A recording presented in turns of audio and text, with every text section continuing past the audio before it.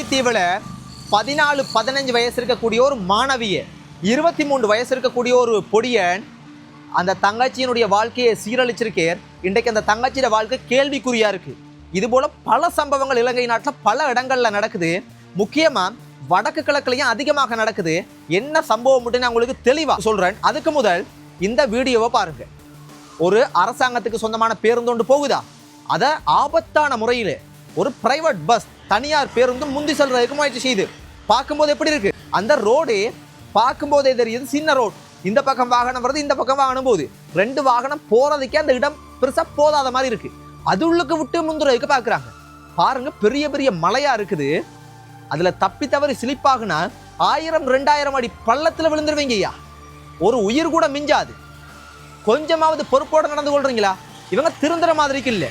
சில நாட்களுக்கு முதல் இந்த சம்பவம் இது இன்றைக்கு நடந்திருக்கு. இது எங்கண்டா ஹேட்டன் பொகவந்தலாவ பிரதான வீதியில தான் அந்த சம்பவம் இன்றைக்கு நடந்திருக்கு. அந்த வாகனத்துடைய அந்த பேருந்துடைய அந்த நம்பர் எனக்கு நல்ல தெளிவாக கிடைக்க மாட்டேங்குது. இல்லாட்டி அதையும் நான் போட்டிருப்பேன். சில நாட்களுக்கு முதல் தான் இலங்கையில வெள்ளவாய் என்று சொல்ற இடத்துல ஒரு பேருந்து விபத்து ஒன்று நடந்து 15 மக்கள் உயிரிழந்திருந்தாங்க. இன்றைக்கு அந்த உயிரிழந்த மக்கள் உயிரை மறுபடியும் கொண்டு வர முடியுமா? முடியாதனே. ஜனாதிபதி நினைச்சா கூட கொண்டு வர முடியாதையா. ஜனாதிபதி என்ன, உலகத்திலேயே முதலாவது நம்பவன் பணக்காரன் நினைச்சா கூட கொண்டு வர முடியாது. உயிர் போனா போனதுதான். பொறுப்போட நடந்து கொள்ளுங்கய்யா. இந்த சாரதிகள் எல்லாரையுமே நான் தவறு சொல்ல இல்லை. நிறைய நல்ல சாரதிகள்லாம் இருக்கிறீங்க. போன முறை அந்த விபத்து நடந்து செத்து போன உயிர்களுக்கு நிறைய பேர் அந்த சாரதியை எல்லா விபத்துல அந்த சாரதியை அவ்வளோ ஏசினாலும், நான் 1000 தான் இருந்தாலும் பிரேக் பிடிபடலன்றாலும் அந்த சாரதியின் மீது தவறுகளே இருந்தால் கூட நினைச்சிருந்தா அந்த சாரதி கை கால் போய் கூட ஆபத்தான ஒரு முயற்சியாக இருந்தா கூட குதிச்சு தப்பி இருக்கலாம். ஆனாலும் தன்னையை நம்பி வந்த சொந்தங்களை காப்பாற்றணும்னு முயற்சி செஞ்சு கடைசியில் சாரதியும் சேர்ந்தே தான் இறந்து போனாங்க. அப்ப நான் ஆதரவாக தான் கழிச்சிருந்தேன். ஆனா இந்த முந்தி போற விஷயங்களை பார்க்கும்போது இந்த மாதிரியான சாரதிகள் மிக மிக மோசமான ஆபத்தான சாரதிகள். இது சம்பந்தப்பட்ட அதிகாரிகள், டிராபிக் போலீஸ், போக்குவரத்து அதிகாரிகள், போக்குவரத்து காவல்துறை இதை கண்டுபிடிச்சு இந்த மாதிரியான ஆக்களை உள்ளுக்கு போட்டு நொங்க எடுக்கணும். அவ்வளவு கோபம் வருது. ஏன் தெரியுமா அந்த கோபம் வருது? பெரிய பெரிய பணக்காரன் காசுக்காரன் பஸ்ல அதிகமா போறது இல்லை. சாமானிய மக்கள் தான் பஸ்ல போவாங்க. அப்ப 1000 ஜோசனா 1000 பிரச்சனையோட போவாங்க. பிள்ளைகள படிப்பு செலவு, 3 நேரம் சாப்பாடு, தொழில் இருக்கும், தொழில் இல்லாம இருக்கும், பணம் இருக்கும், பணம் இல்லாம இருக்கும், எப்படி குடும்பத்தை பார்க்க போறாங்க, எதிர்காலம் பிள்ளைகள எதிர்காலம் எப்படி இருக்கும், கரண்ட் பில் கட்டியாச்சா, தண்ணி பில் கட்டியாச்சா, இப்படி 1000 பிரச்சனையோட நிறைய அப்பாமார்கள் வேலை விட்டுலாம் பஸ்ல போவாங்க. அப்பாமார் மட்டுமில்ல, பள்ளிக்கூடம் படிக்கிற பிள்ளைகள், இளைஞர்கள், ஜோதிகள் 1000 கனவுகளோட எப்படி வாழ போறோம், 1000 ஆசைகளோட இருப்பாங்க. நீங்க என்னடாண்டா இப்போ நீங்க முந்தி போல என்ன நடக்க போகுது? ஒரு 5 பேர் 10 பேர் கூட ஏறுறாங்கன்னு வைங்களே, ஒரு 1000-2000 கிடைக்குதா? ஒரு உயிரம் 2000 ரூபாய் காசு உண்டாயா? என்னையா செய்யறீங்க? அப்ப உங்களை நம்பி வர்ற 50 மக்கள் உள்ளுக்கு இருக்காங்கண்டா, அந்த 50 மக்கள் உயிரும் உங்களோட கையில இருக்கு. நீங்க ஒரு 5000 ரூபாய் 2000 ரூபாய்க்காக இப்படி உள்ளுக்கு முந்துறதுக்கு போட்டா அங்க 1000 அடி பள்ளத்துக்குள்ள போய் இருப்பீங்க. என்ன ஐயா, எனக்கு ஒரு சந்தேகம் வருது. இந்த மாதிரி ஆபத்தான முறையில நீங்க வாகனம் செலுத்துறீங்கடா, கட்டாயம் ஏதோ ஒன்று பாவிச்சிருக்கீங்க போல. மிக மிக மோசம் ஐயா, தவறையா இது. இதை கைவிட்டுருங்க. கைவிடலண்டா நானே இந்த மாதிரியான விஷயங்களை பார்த்தா அந்த வாகனத்தினுடைய நம்பரோட வீடியோ போட்டு நடவடிக்கை எடுக்கிற வரைக்கும் நானே கதைப்பேன். தயவு செய்து இதெல்லாம் செய்யாது. பார்க்க கொஞ்சம் கவலையா இருக்கு, துன்பமா இருக்கு. மறுபடியும் இந்த பேருந்து விபத்தை நடத்தி மக்களோட உயிர்களை கொள்ளாதீங்க, விட்டுருங்க. அதே போல இந்த முல்லைத்தீவுல இந்த மாணவி ஒருத்தவங்க இந்த மாசம் 14-15 வயசு இருக்கு.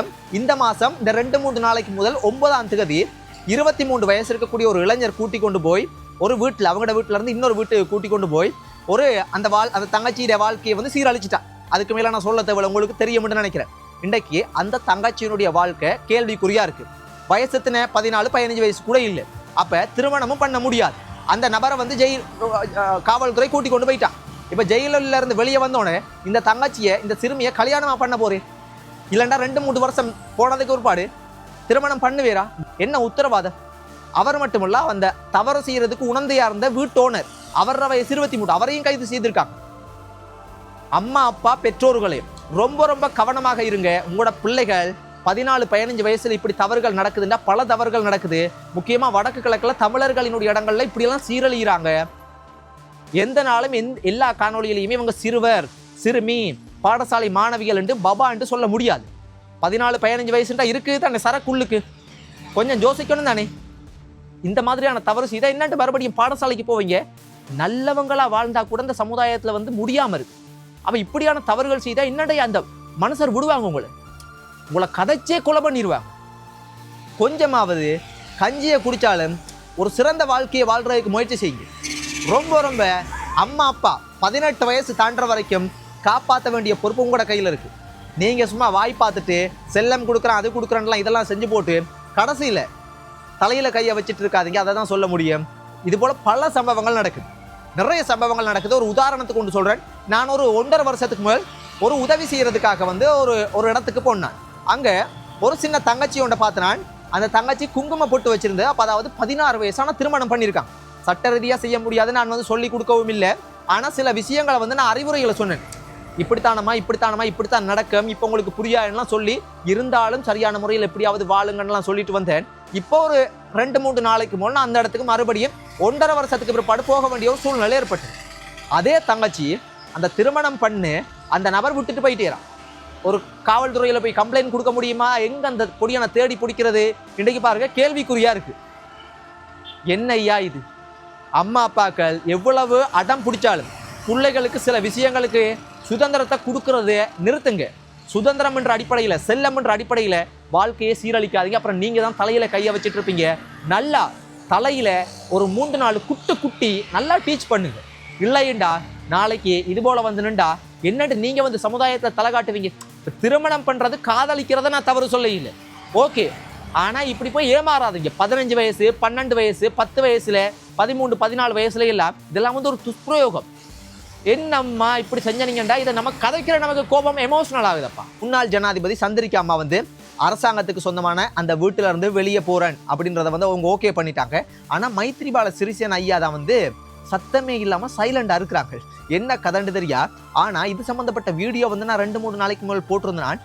மக்கள் அவ்வளவு மோசமா அவ்வளவு இதான் இந்த மஹிந்த ராஜபக்ச அவங்க சந்திரிகா அம்மாவுக்கெல்லாம் ஏசுறாங்க. ஏனெண்டா சந்திரிகா அம்மாலாம் இருக்கும்போது தான் அந்த ஆட்சி காலத்துல தான் கிருசாந்தி என்ற ஒரு தங்கச்சியெல்லாம் வந்து படுகொலை செய்யப்பட்டிருக்காங்களாம்.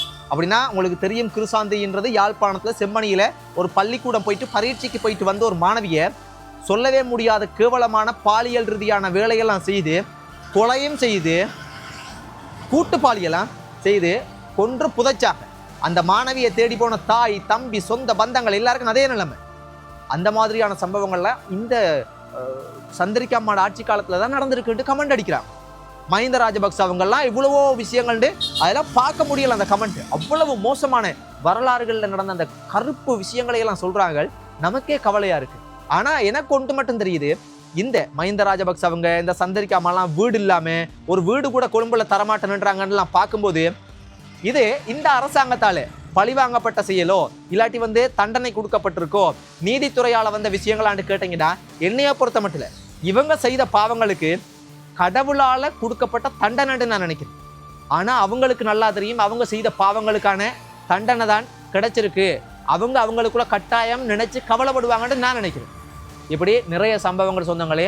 நன்றி. இதுதான் இன்றைக்கு இலங்கையில கதைக்கக்கூடிய முக்கியமான விஷயங்களா இருக்கு. இதை கடந்து பெருசா வேற ஒன்றுமே இல்லை எனக்கு தெரிஞ்சு. நன்றி.